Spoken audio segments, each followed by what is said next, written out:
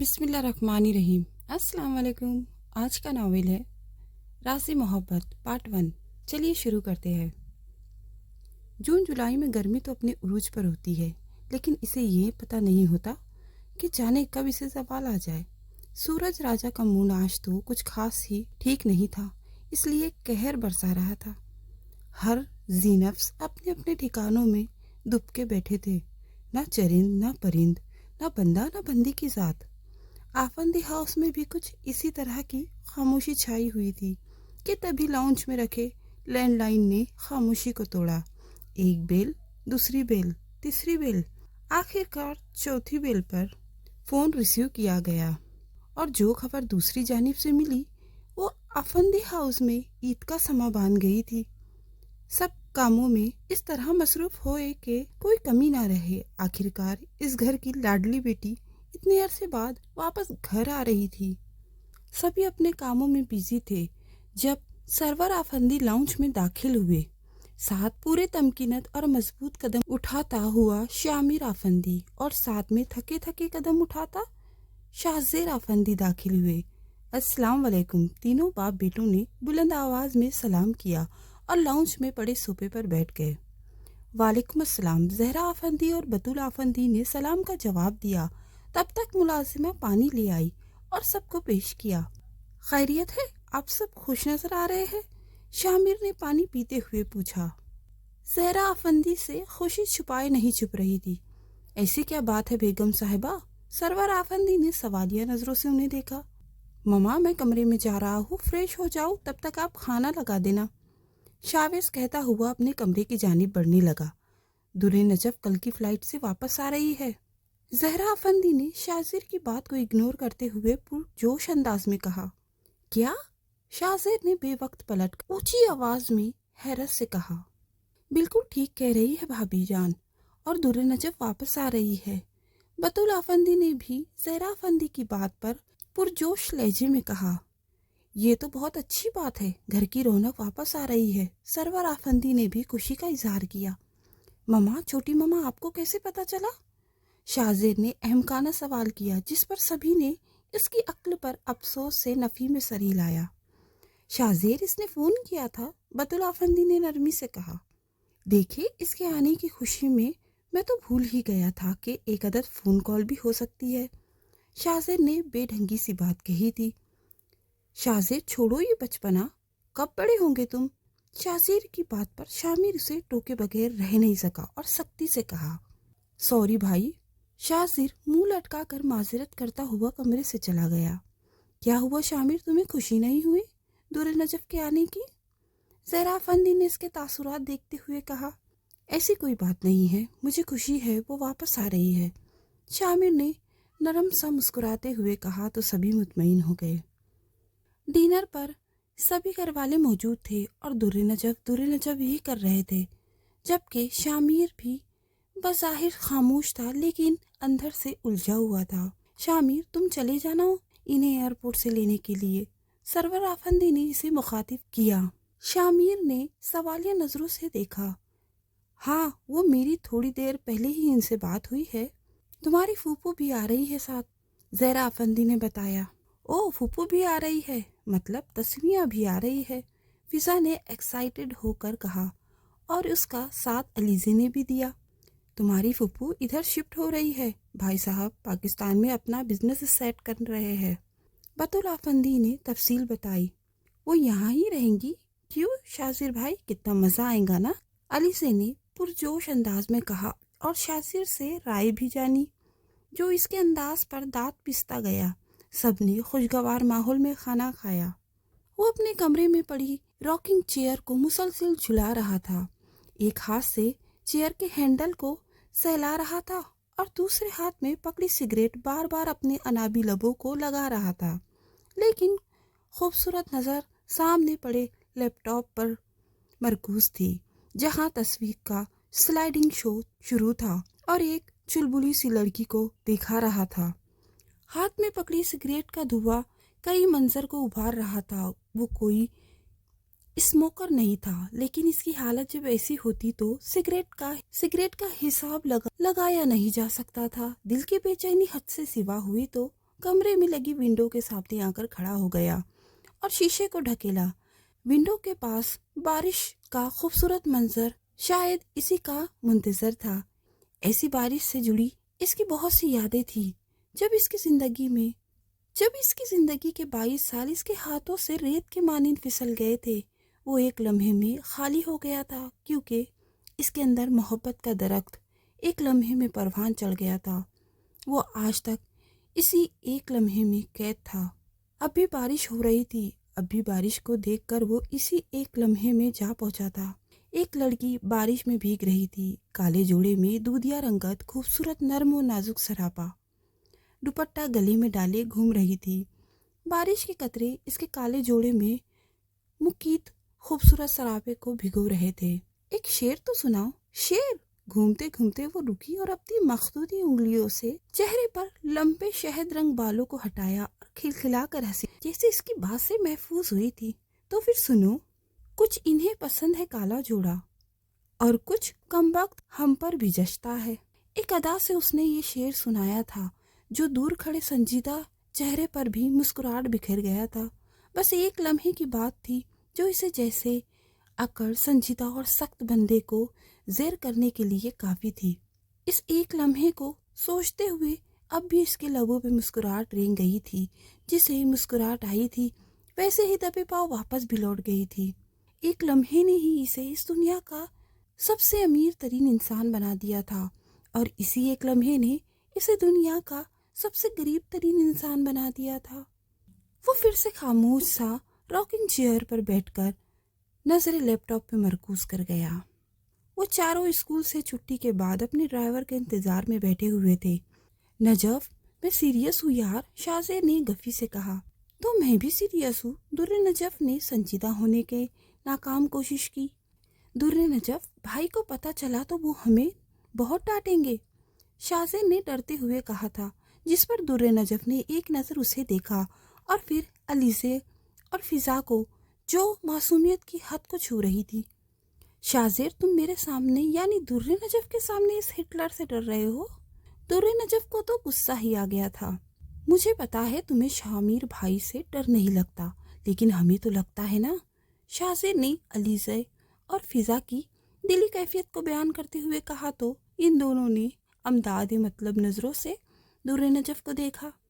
تم سب ٹینشن نہ لو، میں سب سنبھال لوں گی، در نجف نے کالر کو صحیح کرتے ہوئے ایک فقری انداز سے کہا، جس پر انہیں کچھ تسلی ہوئی تھی۔ تب تک ان کا ڈرائیور انہیں لینے کے لیے آ گیا تھا۔ گھر آ کر یونیفارم وغیرہ چینج کرنے کے بعد کھانا کھایا اور تھوڑی دیر ریسٹ کی۔ اس کی 1 گھنٹے کے بعد ان کا اسٹڈی ٹائم ہو گیا تھا، اسی لیے شاہزیر، علیزے اور فضا نے بہت بہانے کیے تھے۔ بطولہ افندی اور صحرا افندی نے ناہی نے اسٹڈی روم میں دھکیلا، جہاں سامنے ہی صوفے پر 21 سالہ شامل اس کی تمام تر مردانہ وجوہات کے ساتھ کسی کتاب کے مطالعے میں غرق تھا۔ دروازہ کھلنے کی آواز پر نظر اٹھا کر دیکھا تو اس کی بھوری کالی آنکھوں پر لمبی خمدار پلکیں تھی، لمبی تیکھی ناک، باریک انابی ہونٹوں کے نیچے ہلکی ہلکی داڑھی نے اس کی خوبصورتی میں اضافہ کر دیا تھا۔ کالے گہرے بال کشادہ پیشانی پر بکھرے ہوئے تھے۔ آ جاؤ، اس نے ان چاروں کو اندر آنے کی اجازت دی تو در نجف کو چھوڑ کر تینوں مرے مرے قدموں سے چلتے ہوئے صوفے پر آ کر بیٹھ گئے۔ ٹیسٹ کیسا رہا تم چاروں کا؟ کتنے مارکس آئے ہیں؟ شامر نے اپنی کتاب ایک جانب رکھتے ہوئے استفہامیہ کیا۔ ان کی جان تو پہلے ہی حلق میں اٹکی ہوئی تھی، اس کے پوچھنے پر مزید حالت پتلی ہو گئی تھی۔ ان میں جو بندہ ریلیکس تھا وہ در نجف تھی۔ ٹیسٹ دکھاؤ، شامر نے ان سے ٹیسٹ مانگے تو در نجف نے بغیر کسی پس و پیش کی اس کے سامنے ٹیسٹ رکھ دیے۔ شامر جو ٹیسٹ کو دیکھ رہا تھا، اس کی کوشادہ پیشانی پر لکیریں ابھر رہی تھی۔ تم سب کے 0 مارکس آئے ہیں؟ شامر نے غصے سے کہا۔ میرے خیال سے ہم سب کے ٹیسٹ یہی بتا رہے ہیں، در نجف نے کافی ریلیکس سے انداز میں شامر کو بتایا، جس پر شامر کو غصہ تو بہت آیا لیکن وہ ضبط کر گیا۔ یہ کیسے ہو سکتا ہے؟ تم سب کے 0 مارکس کیسے آ سکتے ہیں؟ دوبارہ ٹیسٹ دکھاؤ۔ شامر نے دوبارہ ٹیسٹ مانگے پر در نجف کی تو ہوائیاں ہی اڑنے لگی۔ دیکھ تو لیا ہے آپ نے، اور ویسے بھی دوبارہ دیکھنے سے نمبر زیادہ تو نہیں ہوں گے۔ درِ نجف نے خود کو کمپوز کرتے ہوئے کہا، میں نے دلیل نہیں مانگی، ٹیسٹ مانگے ہے۔ شامیر نے غصے کا اظہار، وقت امتحان لیتی تھی یہ لڑکی اب بھی کہنے پر اس نے ٹیسٹ شامیر کو پکڑائے، اور درِ نجف میٹرک کے اسٹوڈنٹ تھے، جبکہ فضا اور علیزے ٹوئنس ہونے کی وجہ سے 8ویں جماعت کے اسٹوڈنٹ تھی۔ آج ان کے مختلف سبجیکٹ کے ٹیسٹ تھے، جس میں شامیر، علیزے اور فضا کے سچی میں 0 مارکس تھے، جبکہ درِ نجف کے 9 مارکس تھے۔ لیکن بڑی صفائی اور تھوڑا سا غور کرنے پر انسانی آنکھ کو معلوم ہوتا تھا کہ 9 نمبر کو 0 کیا گیا ہے۔ درِ نجف کی اس حرکت نے شامیر کو مزید اشتعال میں ڈال دیا تھا۔ یہ کیا ہے؟ انتہائی غصے سے اس نے پوچھا۔ ٹیسٹ ہے، اطمینان سے جواب دیا گیا۔ تم لوگ، خاص کر تم، بدتمیزی کرنے کے ساتھ ساتھ دھوکہ دینا بھی سیکھ گئی ہو۔ شامر نے درِ نجف کی سمت اشارہ کرتے ہوئے کہا۔ کیسا دھوکہ؟ درِ نجف نے حیرانی سے پوچھا۔ تمہارے 9 نمبر آئے ہیں اور تم نے اسے 0 بنا کر پیش کیے ہیں، کیا یہ دھوکہ نہیں ہے؟ شامر نے ان کے ٹیسٹ پھینکتے ہوئے غصے سے کہا۔ شامر کے غصے سے وہاں پر کھڑے چاروں خوف زدہ ہو گئے تھے۔ ایک لمحے کے لیے تو درِ نجف بھی ڈر گئی تھی، لیکن دوسرے ہی لمحے خود کو کمپوز کرتی ہوئی بولی۔ درِ نجف نے اطمینانی سے جواب دیا، جو شامر کے اشتعال میں اضافہ کر گیا۔ تو پھر کیا ہے؟ بڑی ماما اور آپ بھی تو کہتے ہیں کہ بہن بھائیوں کے ساتھ پیار سے رہو، جیسا اپنے لیے پسند کرو ویسا ان کے لیے پسند کرو، ان کے دکھ سکھ تکلیف میں ان کا ساتھ دیا کرو۔ بس تو میں یہی کر رہی تھی۔ شامر افندی کے سامنے بھی درِ نجف افندی تھی، اپنی ہی دلیل، اپنی ہی منطق، ایک سیر تو دوسرا سوا سیر، ایک سمجھدار تو دوسرا مہا سمجھدار۔ تم؟ شامر نے غصے سے کچھ کہنا چاہا تھا کہ تبھی بطل افندی اسٹڈی روم کا دروازہ کھول کر اندر داخل ہوئی۔ کیا ہوا ہے؟ بطل افندی نے شامر کی بات کو کاٹتے ہوئے پوچھا۔ ان تینوں یعنی شاہزیر، فضا اور علیزے کو کچھ حوصلہ ہوا تھا، لیکن شامر نے سب کچھ ان کے گوشے گزار کر دیا۔ درِ نجف، یہ تو غلط بات ہے، بطل افندی نے درِ نجف سے کہا، جو خفی سے شامر کو گھور رہی تھی۔ چھوٹی ماما، اس لڑکی نے میرا دماغ خراب کر کے رکھ دیا ہے، شامر نے جھنجلاتے ہوئے کہا۔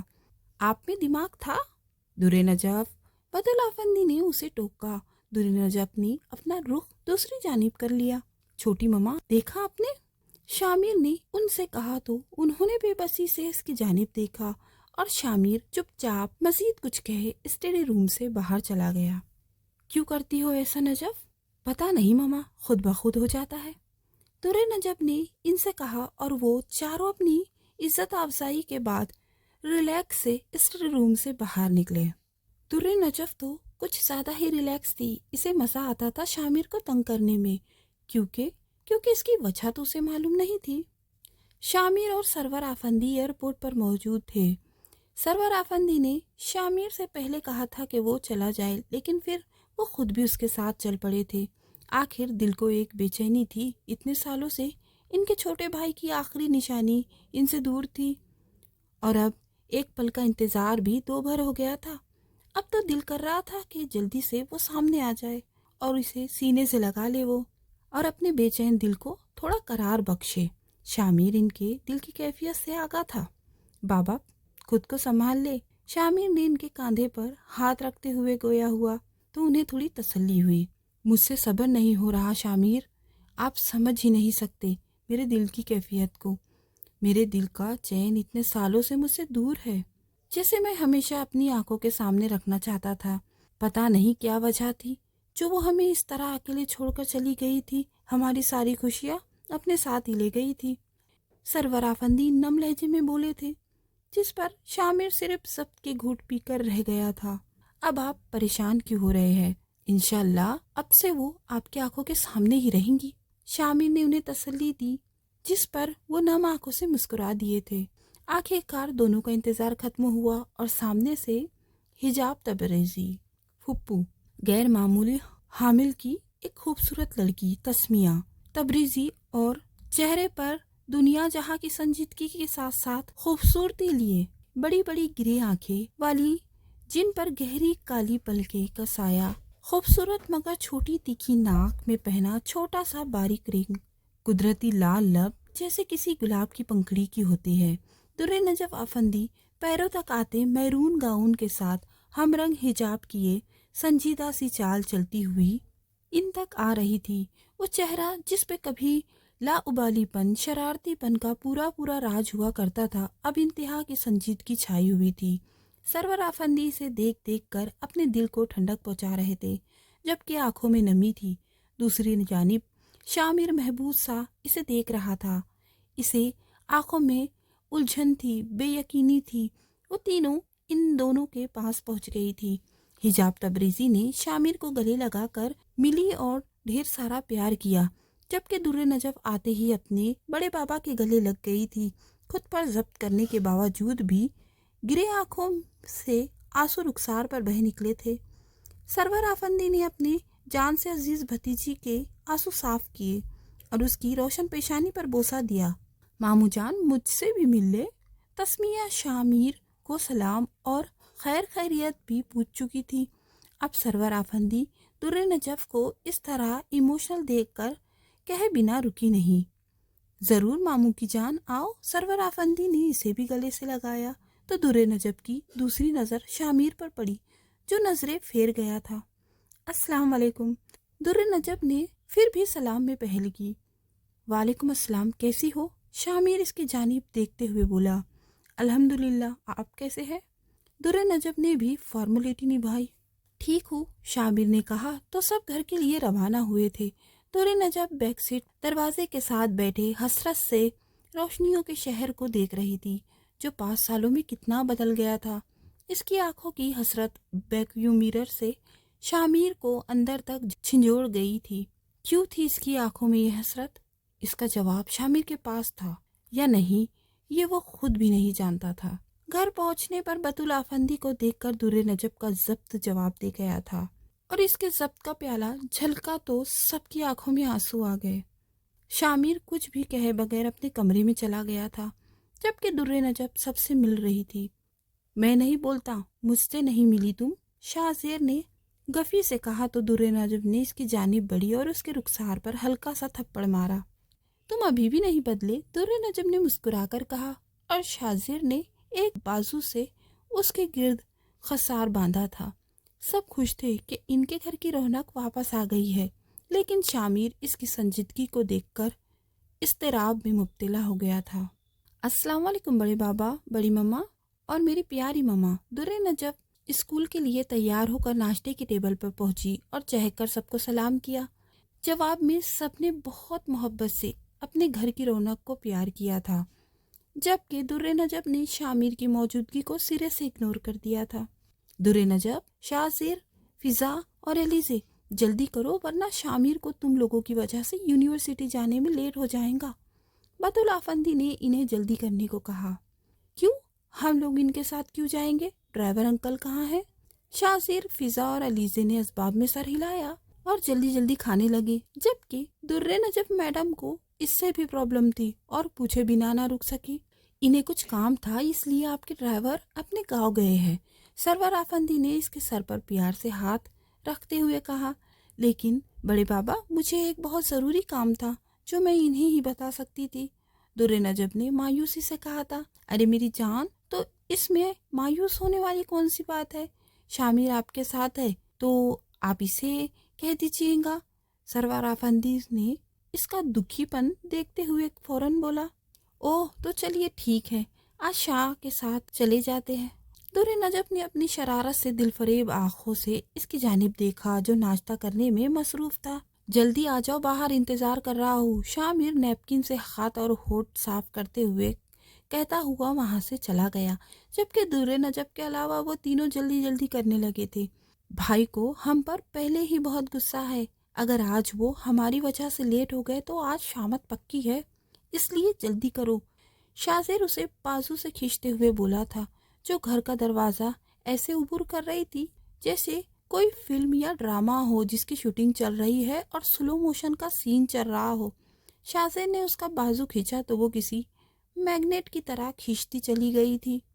आप आगे बढ़ जाइए, फिजा की डरी सहमी सी आवाज़ सुनाई दी थी। इसीलिए वो फ्रंट डोर खोलकर आराम और इत्मीनान से अगली नशिस्त को संभाल चुकी थी। जबकि वो तीनों खामोशी से पीछे बैठ गए तो शामिर ने गाड़ी स्टार्ट करके रोड पर डाल दी। शाम, मुझे अपने दोस्त के लिए गिफ्ट लेना है, तो ज़रा मार्केट में गाड़ी रोकिएगा, दुर्रे नजब ने इसी इत्मीनान से कहा था। नहीं, मैं पहले ही तुम लोगों की वजह से लेट हो रहा हूँ। शामिर ने रोड पर गाड़ी दौड़ाने के साथ साथ नज़र भी उधर ही मरकूज की थी, इसीलिए संजीदा सा बोला था। नहीं शाह, आज इसका बर्थडे है, मुझे इसे गिफ्ट देना है, प्लीज़ आप गाड़ी साइड पर लगा दे, दुर्रे नजब ने जिद की।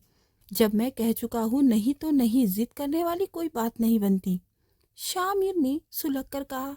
बड़े बाबा ने तो कहा था मुझे जो भी काम है वो मैं आपसे कह दूं और इसमें आप मेरी हेल्प करेंगे, अब आप इनकार नहीं कर सकते। दुर्रे नजब ने उसे बात याद दिलाई, जिस पर शामिर ने एक सख्त नजर उसके मासूम चेहरे पर डाली और गुस्सा जब्त करते हुए गाड़ी साइड पर लगा दी। बस 5 मिनट है तुम्हारे पास, जल्दी करो, टाइम देखते हुए कहा। इसके लेक्चर का टाइम हो रहा था और वो कभी अपना लेक्चर मिस नहीं करता था। आज पहली मर्तबा उसका लेक्चर मिस हो रहा था, जिसकी सबसे बड़ी वजह दुर्रे नजब थी। दुर्रे नजब सिर हिलाते हुए मार्केट के अंदर दाखिल हो गई। जैसे जैसे वक्त गुजर रहा था, शामिर की पेशानी पे शिकनें उभर रही थी, जबकि शाजिर, फिजा और अलीजे की हालत पतली हो रही थी। दुर्रे नजब 5 मिनट की बजाय 20 मिनट के बाद आई थी और दुर्रे नजब दरवाजा खोलकर बैठी तो शामिर अपनी खूबसूरत काली आंखों में बेइंतहा सुर्खी लिए उसे घूर रहा था। गुस्से की वजह से वो लाल, पीला, नीला और हरा हो रहा था, लेकिन सामने भी दुर्रे नजब थी, जिसने मुकम्मल तौर पर उसे नजरअंदाज कर दिया था। दुर्रे नजब के आने पर इन तीनों ने सुक्का सांस लिया था, जबकि शामिर कुछ भी कहे बगैर गाड़ी स्टार्ट कर चुका था। डिनर पर सरवर आफंदी, जहरा आफंदी, बतौल आफंदी, हिजाब तबरेजी, शामिर, शाजिर, दुर्रे नजफ, तस्मिया, फिजा और अलीजे मौजूद थे। डिनर को सभी इंजॉय कर रहे थे और नोश फरमा रहे थे। दुर्रे नजफ पर तो सब कुछ ज़्यादा ही फोकस किए बैठे थे, जो सबकी नज़रों को खुद पर वाज़े महसूस कर रही थी, सिवाय शामिर के, क्योंकि वो खुद को लाताल्लुक सा जाहिर कर रहा था। लेकिन दुर्रे नजफ उसको नोट्स किए बगैर खामोशी से अपनी प्लेट में डाली हुई बिरयानी को खा रही थी।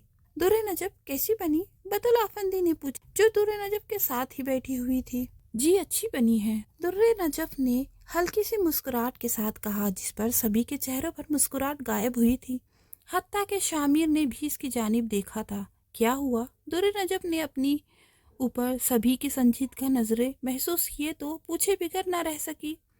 तुम्हें बिरयानी बहुत पसंद थी दुर्रे नजब, या अब नहीं रही? शाजिर ने पूछा। हाँ, तो अब भी पसंद है मुझे बिरयानी। नहीं, तुम्हारी इस बात का यकीन नहीं कर सकते, सरवर आफंदी भी बोले थे। इसमें यकीन करने वाली कौन सी बात है बाबा? दुर्रे नजब को हैरानी हो रही थी अब इसके इस रवैये पर। वो इसीलिए कि हमारी दुर्रे नजब की फेवरेट डिश बिरयानी ही हुआ करती थी, जो इसकी पहली मोहब्बत, इसका जुनून थी, और जहाँ बिरयानी होती वहाँ दुर्रे नजब मिला करती थी। और अगर घर में बिरयानी नहीं बनती थी तो हमारी बेटी खाना नहीं खाती थी। सरवर आफंदी लहजे में बहुत सारी उदासी को समो कर बोले थे। बड़े बाबा, अब मैं बड़ी हो गई हूँ और वैसे भी चीज़ों को बैलेंस रखना चाहिए ना? दुर्रे नजब ने मुस्कुराते हुए कहा, जिसकी बात पर सभी ने मायूसी से मुस्कुराया। वहीं पर शामिर इसकी संजीदगी पर पहलू बदल कर रह गया। डिनर के बाद तस्मिया, फिजा और अलीजे ने आइसक्रीम का शोर डाला, जिस पर सरवर आफंदी ने इन्हें जाने की परमिशन दे दी, लेकिन दुर्रे नजफ का मूड नहीं था। इसे शाजिर जबरदस्ती लेकर आ गया था। शामिर की BMW 5 गाड़ी के बैक सीट पर वो चारों पतली होने की वजह से बैठ गई थी, जबकि ड्राइविंग सीट पर शामिर और साथ वाली सीट पर शाजिर बैठ गया था।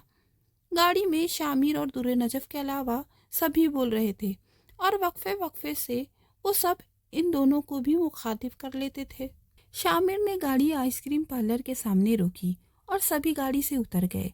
सबके पसंद की आइसक्रीम का ऑर्डर दिया गया तो शाजिर इनकी जानिब बढ़ गया, जो गाड़ी के पास ही खड़ी बातें बकार रही थी, जबकि शामिर भी अभी आहिस्ता आहिस्ता चलता हुआ इन तक पहुंच गया था। درِ نجف ایک بات پوچھوں؟ شازی نے اسے مخاطب کیا جو فضا کی کسی بات پر مدھم سا مسکرا رہی تھی۔ آپ کب سے اجازت لینا شروع ہو گئے؟ درِ نجف کی بجائے تسمیہ نے اس کی ٹانگ کھینچی تھی، جس پر فضا اور علیزے کا کہکہا نکلا تھا، جبکہ شامر اور درِ نجف نے ہلکا سا مسکرایا تھا۔ میں تم سے بات کر رہا ہوں۔ شازر اپنی اس قدر عزت افزائی پر دبا دبا سا چیخا تھا۔ بھائی، تسمیہ آپا بالکل ٹھیک کہہ رہی ہے۔ آپ کب سے یہ فارمیلٹی نبھانے لگے؟ فضا نے بھی تسمیہ کا ساتھ دیا۔ تسمیہ بالکل ٹھیک کہہ رہی ہے شازر، تم میرے ساتھ کب سے فارمل ہونے لگے؟ درِ نجف نے گفی سے کہا۔ تب سے جب سے تم اتنا سنجیدہ رہنے لگی ہو، شازر نے بھی دوبارہ جواب دیا۔ اسے سنجیدگی نہیں کہتے، میچورٹی کہتے ہیں شازر، جو تمہیں زراف کی طرح قد لمبا ہو جانے سے بھی نہیں آئی۔ درِ نجف نے مسکراہٹ کو دباتے ہوئے کہا، جس پر سبھی کا کہکہا بلند ہوا تھا۔ اب ایسی بھی کوئی بات نہیں ہے، میرا بھائی بے شک زراف کی طرح لمبا ہے تو میچورٹی اتنی بڑی ٹانگوں کے گھٹنوں تک پہنچ چکی ہوں گی، دماغ تک پہنچنے میں تو وقت لگے گا نا، ہے نا شامر بھائی؟ علیزے نے بھی بات میں حصہ ڈالا اور شامر کو کھینچا جو کب سے خاموش کھڑا تھا۔ ویسے میچورٹی کا ایسے دماغ میں کیا کام جہاں پہلے ہی گھاس بھری ہو؟ شامر نے بھی اس کی ٹانگ کھینچی تھی۔ بھائی آپ بھی؟ شاہزیر نے صدمے سے کہا تو سب ایک مرتبہ پھر ہنسنے لگے۔ اتنے میں آئس کریم آ گئی اور آئس کریم کھانے کے دوران بھی سبھی شاہزیر کو تنگ کرتے رہے تھے، جس پر وہ منہ پر ٹیپ لگائے بیٹھا رہا تھا۔ اس کے بعد سبھی گھر کے لیے نکل گئے تھے۔ درِ نجف، شامر، علیزے اور فضا کو ان کے اسکول ڈراپ کرنے کے بعد شامر اپنی یونیورسٹی پہنچ چکا تھا۔ پہلا لیکچر اسٹارٹ ہوئے تقریباً 20 منٹ گزر چکے تھے، جو کہ شامر کی یونی لائف میں پہلی مرتبہ ہوا تھا۔ روم میں داخل ہونے کی جب شامر نے پرمیشن چاہی، پہلے تو پروفیسر بھی شوق ہوئے تھے، لیکن پھر اسے اندر آنے کی پرمیشن دے دی اور اپنا کام جاری رکھا۔ شامر اپنی سیٹ پر جا کر بیٹھ گیا اور مکمل نوٹس کو لیکچر میں کاپی کرنے لگا۔ تقریباً 40 منٹ کے بعد جب لیکچر ختم ہوا تو سبھی اسٹوڈنٹ باہر نکل گئے۔ تب زین، شامر کا دوست، اس کے پاس آیا۔ آج اتنی لیٹ کیوں ہوئے ہو شامر؟ زین نے اس کے پاس بیٹھتے ہوئے پوچھا۔ بس یار ہو گیا، اب کیا بتاؤ؟ شامر نے اپنی نوٹ بک پر جھکتے ہوئے اس کی بات کا جواب دیا۔ ایسا بھی کیا کام تھا جس پر شامر کو اتنے سال کا ریکارڈ بریک کرنا پڑا؟ زین نے اصرار کیا۔ یار، شاہزیر لوگوں کو اسکول ڈراپ کرنے میں دیر ہو گئی تھی۔ اس مرتبہ شامر نے کرسی سے کمر ٹکاتے ہوئے جواب دیا۔ اوہ تو صحیح، تو تم آج آ رہے ہو؟ کہاں؟ شامر نے اس کی جانب سوالیہ نظروں سے دیکھتے ہوئے پوچھا۔ بھول گئے کیا؟ زین نے گفی سے کہا۔ اب بتا بھی دو، شامر نے اس کی گفی کی پرواہ کیے بغیر پوچھا۔ اگر تمہارے اس دماغ میں کہیں میں ہوں نا، تو تمہیں یاد رہے گا نا کہ آج رات کو تمہارے اکلوتے دوست کی منگنی ہے۔ زین نے لفظوں کو چباتے ہوئے کہا۔ اوہ یاد آیا، میں آؤں گا یار، میرے اکلوتے دوست کی منگنی ہے، شامر نے فریش موڈ سے کہا تھا۔ ہاں ہاں، دیکھ لی تیری دوستی۔ اچھا نا یار، تجھے تو پتا ہے نا فائنل نزدیک ہے تو میں پڑھائی میں کچھ زیادہ ہی دھیان دے رہا تھا۔ اچھا بس ٹھیک ہے نا، اور اگر تم آج نہیں آئے تو یہ یاد رکھنا، تیری میری دوستی ختم۔ ارے ایسے کیسے، میں ضرور آؤں گا۔ شامر کی بات پر زین نے لڑکیوں کی طرح اترا کر نزاکت سے بال کو جھٹکا تھا، جس پر شامر کہہ لگا کر ہنس پڑا تھا۔ رات کو شامر اپنے کمرے میں تھا۔ ابھی ابھی وہ شاور لے کر نکلا تھا، جسم پر ایک عدد ٹراؤزر تھا اور گلے میں تولیہ ڈالا ہوا تھا، جس سے وہ اپنا سر رگڑ کر صاف کر رہا تھا۔ تبھی اچانک سے روم کا دروازہ کھلا اور درِ نجف صاحبہ اندر پدھاری، جبکہ شامر کا حلیہ دیکھ کر اس کی آنکھیں شرم سے جھک گئی تھی اور چہرہ اس نے دیوار کی جانب موڑ دیا تھا۔ آئی ایم سوری شاہ، مجھے پتا نہیں تھا کہ آپ۔ درِ نجف اپنی زندگی میں پہلی مرتبہ معافی مانگ رہی تھی، اور وہ بھی ہٹلر سے۔ کسی کے کمرے میں داخل ہونے کا یہ کیا طریقہ ہے درِ نجف؟ درِ نجف کو اپنے سامنے یوں پا کر شامر ایک دم بوکھلا گیا تھا۔ اسے دیکھ کر جلدی سے بیڈ پر پڑے شرٹ کو اٹھا کر پہنا اور ساتھ ساتھ دبے دبے غصے سے کہا تھا۔ معافی مانگ رہی ہوں؟ درِ نجف نے معافی مانگی تو گویا اس پر احسان کیا تھا۔ اب تم مجھے دیکھ سکتی ہو، اور معافی سے کیا ہو جائے گا؟ کوئی مینرز نام کی بھی چیز ہوتی ہے، जिसे तुम्हारा तो पाला ही शायद नहीं पड़ा है, शामिर ने गुस्से से कहा था, और दुर्रे नजब ने आहिस्ता आहिस्ता चेहरा इसकी जानिब घुमाया था। जब तसल्ली हो गई तो उसे घूरने लगी। अल्हम्दुलिल्लाह, मुझ में बहुत मैनर्स है जो मैं हर किसी पर ज़ाय नहीं करती। दुर्रे नजब ने उसे घूरते हुए कहा, जिस पर शामिर का पारा हाई हुआ था। दुर्रे नजब, अब तुम, ओहो, अब तो माफी भी मांग ली है, इसलिए गुस्सा थूक दे। शामिर की बात काटते हुए दुर्रे नजब ने झिंझलाते हुए कहा, सॉरी से अब क्या हो जाएगा, सॉरी से कुछ भी नहीं होगा। दुर्रे नजब ने कंधे उचकाते हुए कहा। दुर्रे नजब किसी के भी कमरे में दाखिल होने से पहले दरवाजा नॉक करते हैं। शामिर आपके दांतों के नीचे अल्फाज चबा कर अदा कर रहा था, जैसे दुर्रे नजब नाम की आफत को चबा रहा हो। ओहो शाह, आप तो ऐसे रिएक्ट कर रहे हैं जैसे मैं कोई लड़का हूँ और आप कोई लड़की। नजफ, शाह मैं यहाँ मैथ के क्वेश्चन सीखने आई थी या आपका गुस्सा बर्दाश्त करने आई थी? दुर्रे नजब ने मजीद झिंझलाहट से कहा, जिस पर शामिर सब्र के घुट पीकर रह गया। इस वक्त मैं नहीं समझा सकता, शामिर कहता हुआ ड्रेसिंग टेबल के सामने जाकर खड़ा हो गया और कंघी करने लगा। शाह, समझा दीजिए, सुबह टेस्ट है।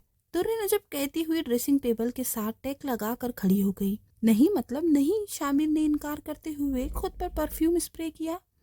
इतनी प्यारी, इतनी गोल मोल सी मासूम कजन हूँ मैं आपकी, फिर भी नहीं समझाएंगे? दुर्रे नजब मासूमियत की इंतहा कर दी थी और गिरे आंखों को मासूमियत से टपटपाते हुए कहा था, जबकि शामिर के खुद पर स्प्रे करते हाथ एकदम थमे थे। उसने एक नजर दुर्रे नजब की मासूमियत को देखा था। दुर्रे नजब की मासूमियत को देखकर शामिर के सीने में मौजूद लोथड़ा एकदम धड़का था। एक लम्हे की बात थी, शामिर ने नजरों का जाविया बदला और बिना किसी तासुरात के सख्ती से बोला, नहीं इस वक्त नहीं, मुझे कहीं जाना है, मैं बड़े बाबा को बता दूंगी। दुर्रे नजब ने मासूमियत का चोला उतारते हुए अपना आखिरी हथियार आजमाया। धमकी दे रही हूँ मुझे? आपको पता है मैं धमकियां नहीं देती, दुर्रे नजब ने कहते हुए नोटबुक पेंसिल इसकी जानिब बढ़ाई थी। शामिर कुछ पल इसे घूरता रहा, जैसे साबित निगल जाएगा, फिर गुस्से से बुक को थाम लिया। बहुत बदतमीज हो तुम, शामिर सोबे की जानिब बढ़ते हुए दिल की भड़ास निकाल रहा था। आपकी कजन हूँ, दुर्रे नजब ने लापरवाही से कंधे उचकाते हुए कहा। नजफ प्लीज, शाह समझा दीजिए, दुर्रे नजब ने मजीद इल्तिजाई अंदाज में कहा तो शामिर बेचारे को चारा ना चारा सवाल समझाना पड़ा। जैन की मंगनी में जाने के लिए वो तैयार हो रहा था जब ये आफत आ टपकी थी। मुसलसल 15 मिनट सर खपाने के बाद उसने दुर्रे नजब को सवाल समझाया था और दुर्रे नजब को बर्दाश्त करना सिर्फ शामिर का हौसला था। शामिर जल्दी जल्दी तैयार होकर जैन के घर पहुंचा था, जहां मंगनी की तकरीब अदा की जा रही थी। इसके सभी घर वाले, रिश्तेदार और दोस्त सभी मौजूद थे। शामिर ने खामोशी से वकार सी चाल चलता हुआ स्टेज की जानिब बढ़ा था, जहां जैन इसे सख्त घूर रहा था। मंगनी बहुत बहुत मुबारक हो, शामिर ने इसके सामने फूलों वाला बुके करते हुए कहा तो जैन ने जबरदस्ती की स्माइल से उसे पकड़कर शुक्रिया अदा किया। सहर, ये मेरा दोस्त शामिर है। जैन ने अपने साथ खड़ी नाजुक सी लड़की से इसका तारुफ करवाया। अस्सलाम वालेकुम, मंगनी की बहुत बहुत मुबारक हो, शामिर ने मध्यम मुस्कुराहट के साथ कहा। वालेकुम सलाम, बहुत बहुत शुक्रिया। ये लेकिन जैन के दोस्त होने की वजह से आपको सबसे पहले हमें मुबारकबाद देनी चाहिए थी शामिर भाई। सहर ने भी नर्म मुस्कुराहट के साथ उसे कहा तो जैन ने अपना एक एब्रो झुकाया। मैं जानता हूँ थोड़ी बहुत देर हो गई है, इसीलिए माफ़ी चाहता हूँ। शामिर का लहजा माजरत ख्वाह था, जिस पर सहर ने मुस्कुराते हुए कोई बात नहीं कहा, जबकि जैन इसे लेकर साइड पर आ गया। लेट क्यों आए हो? जैन ने इसके जानिब देखते हुए पूछा। एक काम था जिसे करना मजबूरी थी। ऐसा कौन सा काम है जो शामिर आफंदी को मजबूर कर दे? यार अब क्या बताऊं, शामिर ने इसे टालना चाहा। फिर भी यार बताओ तो सही, जैन ने जोर डाला। एक कजन है मेरी, कजन क्या आफत कहे तो बेहतर होगा, बहुत तंग करती है मुझे, जानबूझकर ऐसे काम करती है जिनसे मुझे चिढ़ होती है। अब भी इसी की वजह से लेट हुआ हूँ। मोहतरमा को रियाजी के सवालात समझा कर आ रहा हूँ। शामिर ने बुरा सा मुंह बनाकर दुर्रे नजफ का इंट्रोडक्शन करवाया था, जिस पर जैन उमड़ते कह दबा नहीं सका था اور فلک شگاف کہکہا سے بہت سے مہمانوں کو اپنی جانب متوجہ کر چکا تھا۔ کیا کر رہے ہو حسین؟ میں نے تمہیں کوئی لطیفہ نہیں سنایا جو تم اس طرح کہہ لگا رہے ہو؟ یار تیری کزن کا میں فین ہو گیا ہوں،